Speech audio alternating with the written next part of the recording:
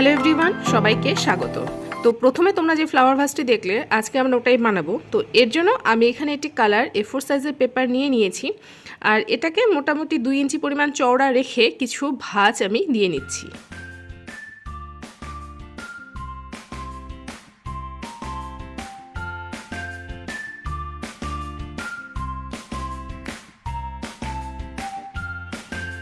এভাবে 2 ইঞ্চি চওড়া মতো টুকরোগুলোকে আমি কেটে নিয়েছি। এবারে একটি টুকরো নিয়ে নিলাম, আর এটার ঠিক এক প্রান্ত থেকে আমি এটাকে পেঁচিয়ে পেঁচিয়ে রোল করব। রোল করে একটি পেপার স্টিক যেভাবে করে ঠিক আমি সেভাবে এটাকে আমি করে নিচ্ছি। আর এর শেষ প্রান্তটা আমি আঠার সাহায্যে ভালো করে আটকে দেবো, যাতে খুলে না যায়। দেখো, এখানে একটু আঠা দিয়ে আমি এটা পুরোটা আটকে দেবো, এতে খুলবে না জিনিসটা। তো এরকমভাবে আমি আরও অনেকগুলো সেম কালারের বানিয়ে নিয়েছি।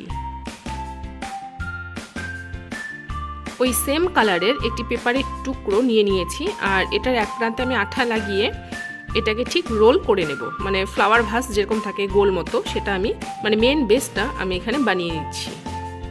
আর এটার উচ্চতাটা তোমরা তোমাদের পছন্দ মতো করো। আমার এখানে মোটামুটি 4.5 থেকে 5 ইঞ্চির মতো আছে।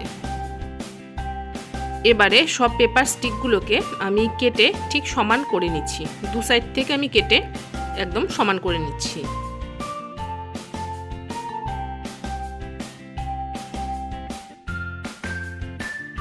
এভাবে একে একে আমি সব স্টিকগুলোকে সমান করে নিয়েছি। আর এই স্টিকগুলোর একদিকটা সরু আর একদিকটা কিন্তু মোটা আছে, একটু মোটা আছে।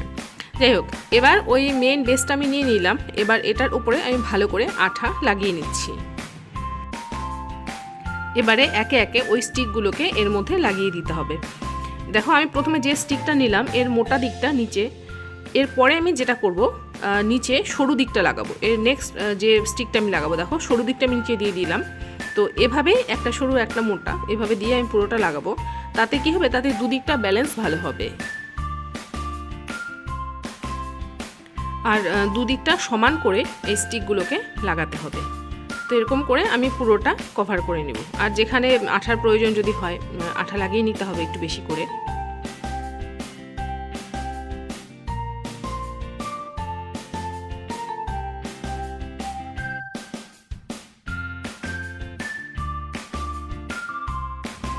এভাবে আমার ফ্লাওয়ার ভাসের মেন বেসটা পুরোটা একদম রেডি হয়ে গেল।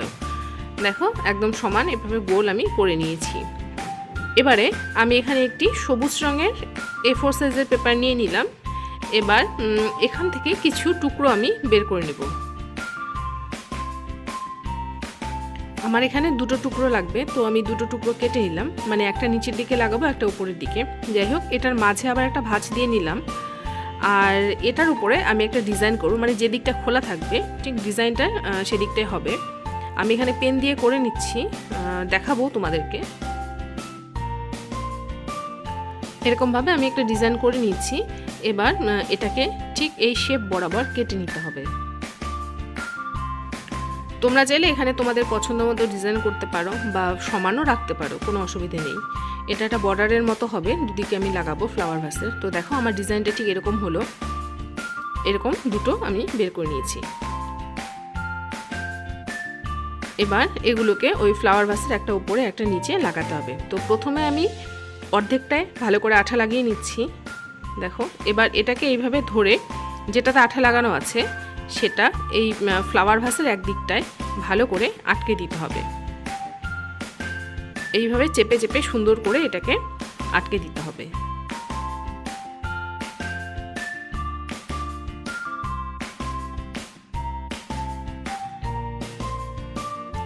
এভাবে একদিকটা আটকে দেওয়ার পর উপরের যে দিকটা থাকবে সেটা ভেতরের দিকে আটকাতে হবে।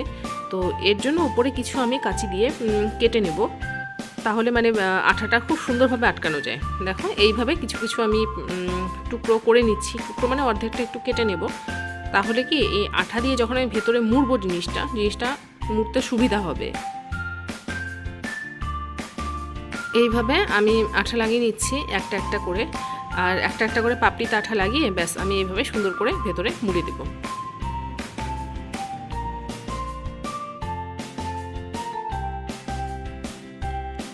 এইভাবে পুরোটা মোড়া হয়ে গেল। যদি কোথাও আঠা প্রয়োজন হয় সেভাবে আঠা লাগিয়ে নিতে হবে।